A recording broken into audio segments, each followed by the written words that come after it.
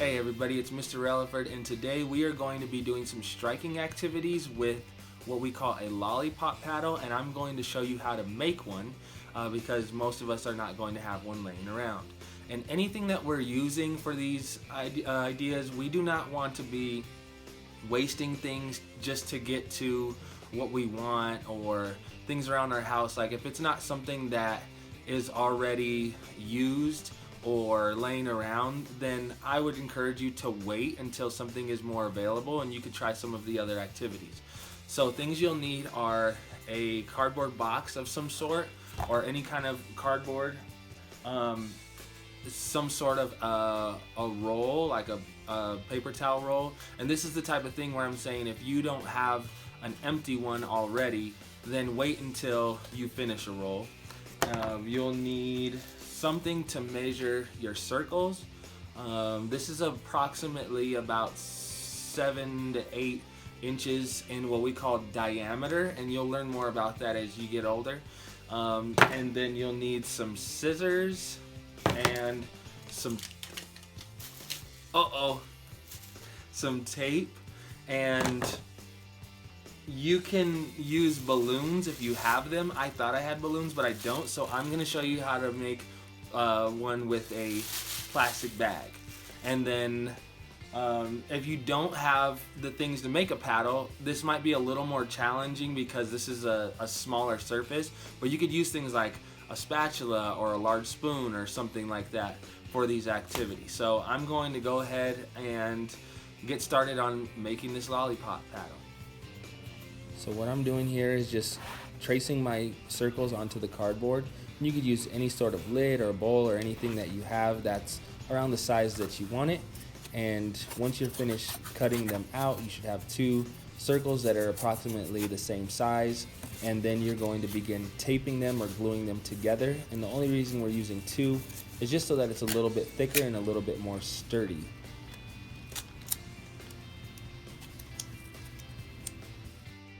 So once you've either taped or glued your circles together, you're going to cut about halfway down on each side of the paper towel roll.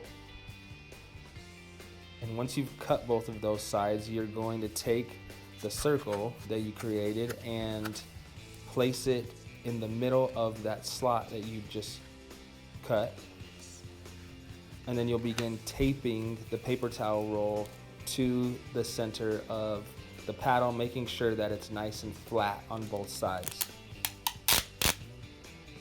And you do not have to use a paper towel roll for this. If you have an old ruler or paint stick or anything laying around, you could definitely attach that in the middle of the 2 circles that you made before. Like I said, I thought I had some balloons, but I don't, so I'm just taking this plastic bag. I'm going to safely and carefully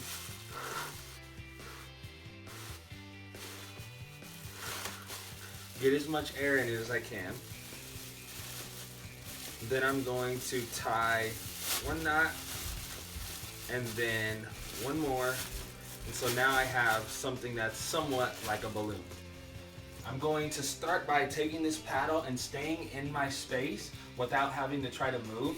And I'm going to keep this paddle flat and parallel with the ground and the ceiling. And then I'm just going to try to keep it in the air without it hitting the ground. And I want to see how many times I can strike this bag in the air without it hitting the floor. Okay? So that's the first thing that you're going to do. After I've used my bag or my balloon, you can challenge yourself a little bit more by using a ball or something different or a piece of paper crumpled up to try and now keep this in the air. And the goal is to try not to have to move from your space. That's showing that you can control it. Okay? Now that's going to be for some of my older students. And so I'm not saying that you can't try it if you're in kindergarten, 1st or 2nd grade, but that's definitely a little bit more challenging because this is going to be a lot heavier than a balloon or a bag. So I just want you to challenge yourselves to the best that you can. Once you've done this with your balloon or your bag, just striking straight up and down, the goal is to eventually get a ball over a net, such as tennis or pickleball or something like that. And so we want now things to go not straight up and down, but we want them to go away from our body. So we can take something like a crumpled up piece of paper or like a pair of socks like we've done in another video, and we're going to now try to step and strike whatever it is we're using away from us. And I like to pretend that this is trash, like, ooh, stinky trash, right? And so I'm going to step forward with my left foot, and this is in my left hand. So they go together, like a string is tied together. So this is at my waist, out in front. I have my paddle in my right hand. I'm going to bring my arm way back. So it's going to be step, arm way back, and I'm going to pop it out of my hand, okay? And then this should go in front of me. If you have a couch or something like that, you can go over the couch and kind of pretend that that's your net, and you can just try to place it over your couch or a line or something in your home. And then if you would like to, you could eventually use things like a bucket as a target, so you can try to strike into different buckets and different targets and things like that. Notice that as I step forward, the paper stays at my waist level, and I never let go of the paper until the paddle actually hits it out of my hand.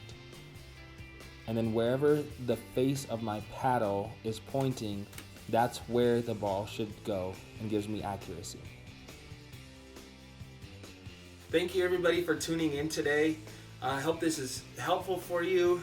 Just be creative. You don't have to have these exact materials, but just be creative.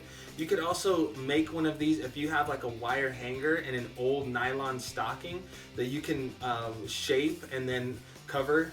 That's another way that you can make some sort of a paddle. And again, you can use something like a spatula or a large spoon, a wooden spoon, anything. Just be creative and use your imagination and stay active and keep moving, and let me know if you have any questions, okay?